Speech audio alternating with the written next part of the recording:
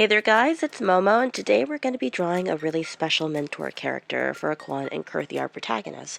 His name is Manobo. If you were to look at the source for his name, you're likely going to find an indigenous tribe known in the Philippines to be seafaring and living on stilts over the ocean. Yeah, that's probably because there's some sanctions that make it difficult for them to claim their indigenous land. But that's a very big and integral story to who Manobo is as a person. At least when you're comparing a bit of the poeticism of his struggles. Now, when you're looking at Manobo as a character, you're really trying to see about how his relationship is with our protagonists, ôRïGïN and Kurthi, as he relates to their mentor, Astra. And they have a very tight past together. ôRïGïN and Kurthi are going to be trying to figure that out later. But essentially, if you're looking at his death mask that we were drawing just now, that is our one and only hint as to who he is in this story that I'm willing to tell you right now. But yeah, I was having a bit of trouble trying to draw the other figures inside his character reference sheet. Oh, I got a buzz. But yeah, when you are having these struggles with getting a character drawing together, I feel like that's usually the funnest part in retrospect. Even if you're frustrated in that moment, really wanted to make sure that I took a break, so I colored him.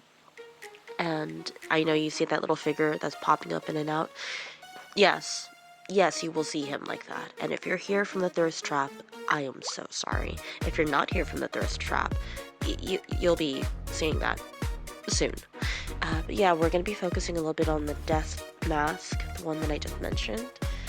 As you can see, it's very intricately designed, but the fun fact here is that it's referring back to teakwood, which means that although it's very good at water resistance, it's not exactly the richest of materials.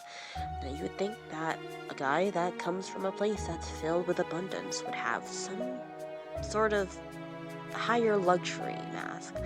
Well, that's going to play into the politicism that's inside our series, and it's very important for us to remember that usually the countries that have the most resources, naturally, tend to also be the most disenfranchised, and the Philippines is unfortunately known as the sick man of Asia. We'll get more on that hint later when we get more into the story lore, but I wanted to be able to show that this character is very central to the plot. Primary colors are required for people to subconsciously think of that.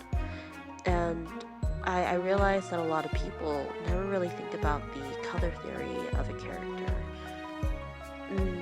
Yeah, I think too much. So, aside from the wonderful little death mask that we can talk about later, you'll see that I was having some struggle with the figure drawings over here. I didn't want to only show him suffering, so I wiped out all the other ones and decided to re-sketch what I think would be good for his other expressions. So you see him struggling here. I just want to, give you a quick peek at what it's like live action drawing. Little close-up on his face right here. Ooh, another buzz. I'm a very popular... No, I'm not. I'm not popular at all. But no reason why you shouldn't joke around about that. Yeah, I feel like whenever you're drawing a lot of Asian hair in media, you tend to see a lot more people assume that it's all straight hair, and that's definitely not it for Philippines. We have a lot of wavy hair, a lot of frizzy hair, a lot of coily hair. We're so mixed.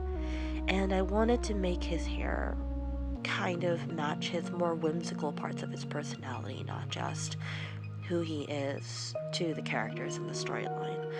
He has so much life in him that I feel like would be ashamed to try to spoil here inside a very quick speed paint of his reference art.